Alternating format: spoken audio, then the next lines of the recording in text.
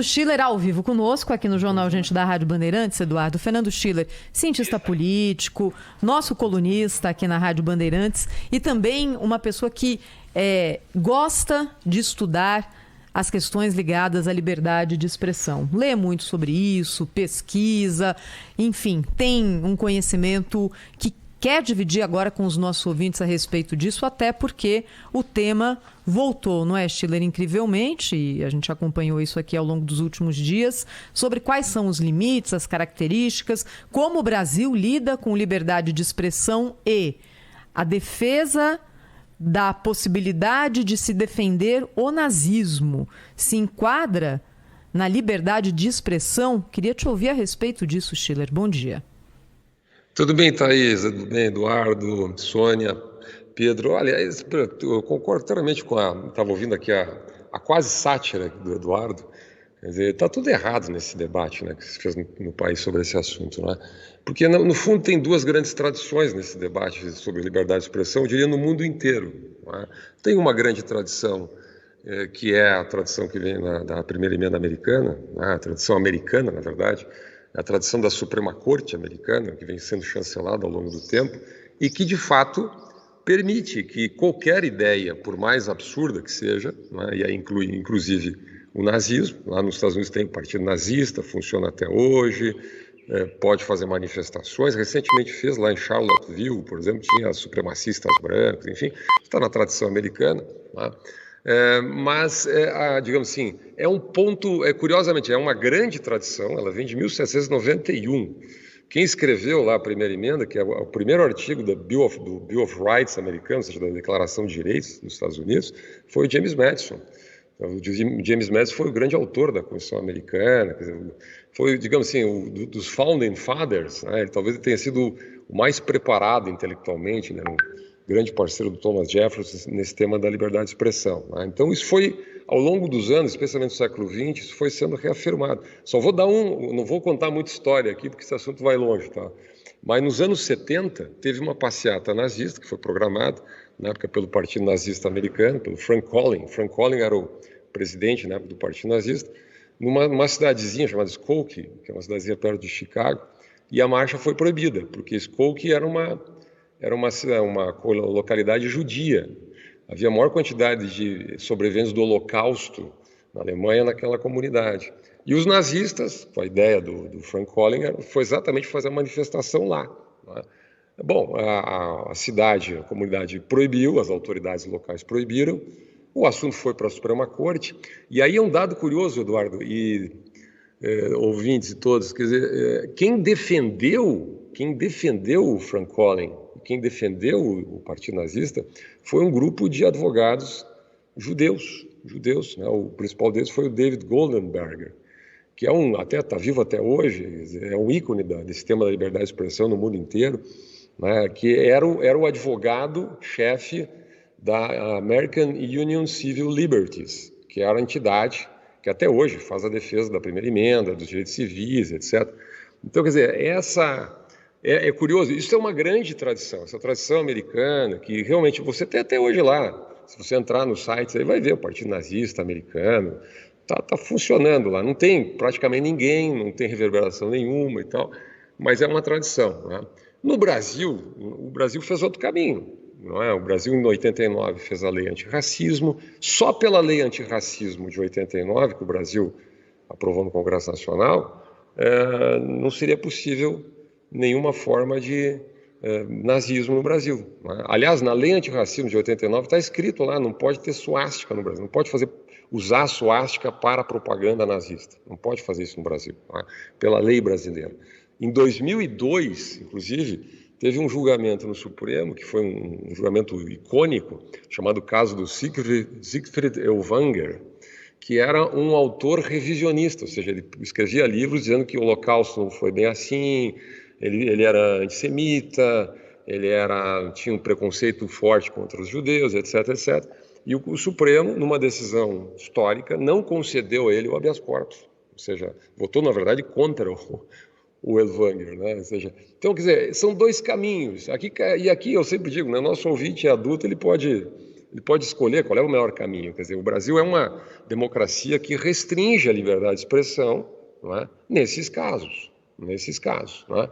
Os Estados Unidos têm uma visão aberta. Se qualquer deputado brasileiro, Kim Kataguiri, qualquer movimento, qualquer intelectual quiser propor uma mudança de modelo, pode propor. Eu não acho que seja um crime você dizer assim, olha, eu acho que o Brasil deveria ter uma legislação com a primeira emenda, deveria se fazer uma mudança, de explicar isso, né?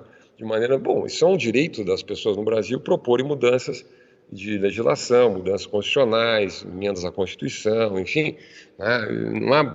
Não vai colar, não vai rolar, né? Porque a tradição brasileira está muito consolidada nessa direção. Né? O que eu acho que é mal colocado, assim, quando a gente começa a discutir, mas o nazismo, etc. Bom, aí começa uma discussão que tem até no campo, tem até a falácia, como é que é? Ad Hitlerum, né? A falácia do nazismo, porque o nazismo é inaceitável em qualquer hipótese, qualquer circunstância. Né?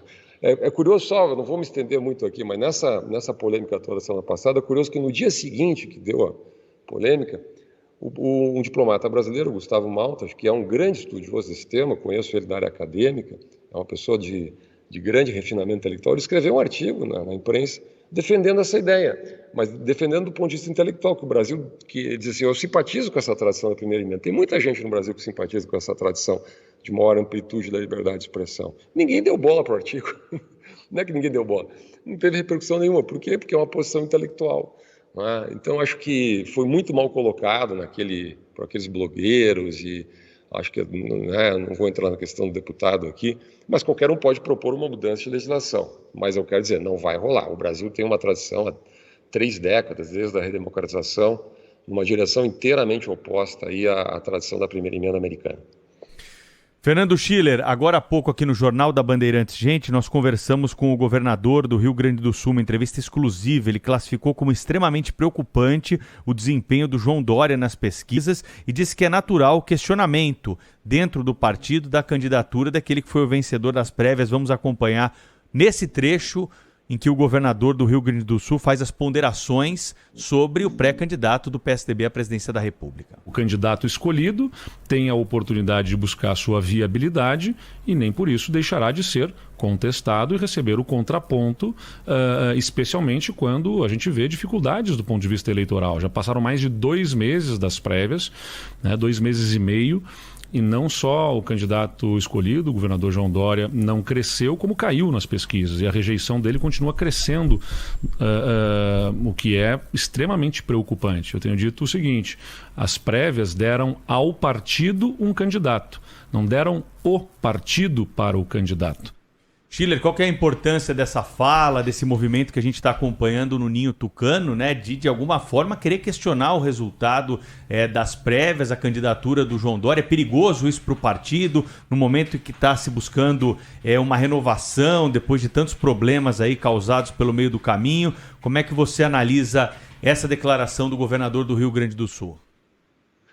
Olha, eu conversava, Pedro, com um grão tucano agora no fim de semana, exatamente para entender um pouquinho essa briga interna do PSDB. O PSDB tem um processo de disputa interna, acho que já não é de hoje, quer dizer, então ele vem um partido dividido. Eu diria que o PSDB é um partido hoje com sérios problemas de identidade, de sobrevivência, de continuidade. E ele me fez uma observação interessante, dizendo o seguinte, nós vamos ter uma janela partidária agora, e o PSDB, que já é pequeno, vai encolher mais ainda. Quer dizer, o PSDB, o custo dessa disputa interna, quer dizer, que aí tem várias raízes. O PSDB foi perdendo identidade ao longo do tempo. O PSDB foi um partido que protagonizou, né, reformas no Brasil dos anos 90, né, depois basicamente se localizou em Minas Gerais, São Paulo, alguns estados, fez um início de reformas lá no Ceará, mas depois foi perdendo identidade. Foi se transformando num partido muito igual aos outros, digamos assim, né? E quando entra o João Dória tem uma característica, ele realmente ganha a prévia, mas ele ganhou já aquela prévia contra André Matarazzo aqui para a prefeitura, mas ele tem um estilo, digamos assim, aqui não entra no mérito, tá? Mas é um estilo, digamos assim, que ele quer dizer, a relação com o Geraldo Alckmin acho que mostra isso muito bem, quer dizer, ele tem um estilo bastante personalista, não é? Ele tem um estilo de ocupar muito espaço de maneira muito rápida, né? Alguns dizem que ele atropela o partido. Quer dizer, eu não vou, de novo, não vou entrar no mérito. Quer dizer, eu acho que ele pode dizer assim, bom, eu sou competente, né? Eu vou lá e ganho a prévia, né? Muita gente questiona os métodos, né?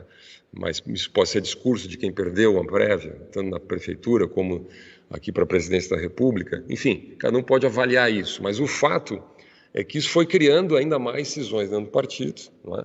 A própria relação dúbia que o partido teve em relação a Aécio Neves, né? Aécio Neves é um político importante no PSDB, mas o PSDB nunca tomou uma atitude dura em relação a Aécio Neves, que continua tendo influência muito grande dentro do PSDB. Depois o governador Dória fez esse movimento dele, primeiro uma aliança muito forte com o Bolsonaro, Bolsodória, etc., né? Depois uma ruptura também muito forte, né? Na entrevista do Eduardo Leite ficou muito claro, quer dizer, a adesão do Dória ao Bolsonaro foi muito forte e a ruptura dele também foi, né? Enquanto que a adesão do Eduardo ao Bolsonaro foi, digamos assim, discreta, né? E a ruptura dele com o Bolsonaro depois também, bem mais discreta, pelo menos, do que a do governador João Dória. Então, esse estilo de permanente embate, né, quer dizer, ele vai criando tensões dentro do partido, né? Então, agora, vamos lá, tem várias coisas. A prévia foi reconhecida por todos, foi conduzida pelo Bruno Araújo, teve aqueles problemas lá, mas foi reconhecida por todos. Eu acho que pega mal para as prévias no Brasil, para os partidos políticos no Brasil, se uma prévia não for desrespeitada. Acho que essa iniciativa dessas lideranças do PSDB, Tasso Gereissati, Zé Aníbal, próprio Eduardo Leite, enfim, eu acho que não pegou bem do PSDB. A impressão que a gente tem conversando com pessoas do PSDB que houve uma reação dentro do partido, né? E, portanto, acho que vai haver um recuo nas próximas semanas. E aí que se explica essa convenção, esse encontro que houve do PSDB do Rio Grande do Sul no fim de semana, onde o Eduardo Leite recebeu esse apelo. Ele já havia recebido um apelo de um grupo de empresários grandes no estado do Rio Grande do Sul aí durante a semana para reconsiderar essa posição dele. Então, acho que o caminho basicamente é o seguinte: Bruno Araújo está fazendo papel de bombeiro, estava lá no Rio Grande do Sul, quer dizer, o PSDB vai sair meio machucado, obviamente que vai, mas João Dória é o candidato do PSDB, né? Vai sair do governo agora de São Paulo para abrir espaço para o Rodrigo Garcia, ou seja, é um caminho sem volta. O João Dória não tem outra alternativa, ou ele é candidato à presidência da República, ou vai ter que dar um hiato aí na sua carreira política, e não tem outra alternativa, né? Já montou equipe econômica, tem estrutura de campanha, sabe fazer a campanha, tem estrutura de marketing, tem dinheiro, tem tempo de televisão. Por que não seria candidato, né? Não tem outra alternativa nesse momento. Então, quer dizer, eu acho que o caminho está... E quando o Eduardo...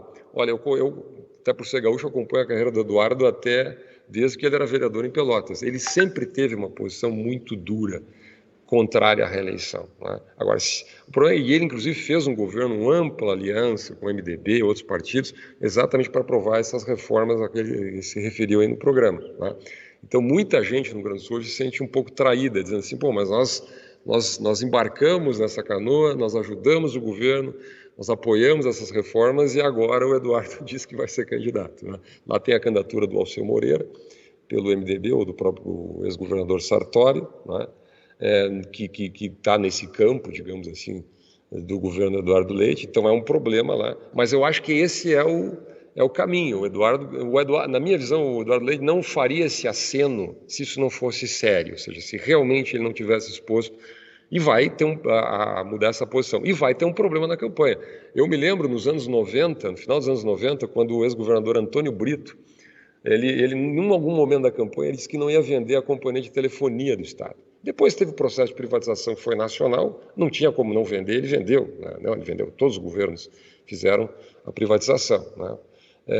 Mas ele foi cobrado duramente na campanha por aquilo, para a questão da palavra, né? Então o Eduardo, ele sabe disso, vai ter um problema muito sério na campanha eleitoral, se for realmente candidato à reeleição, porque vai ser cobrado o tempo inteiro, vão ser colocados os vídeos, as imagens, onde ele dizia que não ia ser candidato, assim por diante, né? Então isso vai acontecer, mas o fato é que ele tem muito apoio, tem uma base ampla, fez um governo que tem muito apoio, né? Então ele é um candidato bastante competitivo lá no Rio Grande do Sul, não é? Então eu diria assim, eu acho que esfriou o Cláudio chamou de conspiração aqui, não vou entrar no mérito se é conspiração ou não, mas acho que deu uma esfriada, sendo conspiração ou não, eu acho que tudo se encaminha para o Eduardo Leite ser candidato à reeleição lá no Rio Grande do Sul. Vamos ver se ele consegue quebrar uma sina histórica, né? Porque vamos lá, o Rio Grande do Sul nunca na história, reeleger um governador. Vamos ver se o Eduardo Leite consegue ser o primeiro.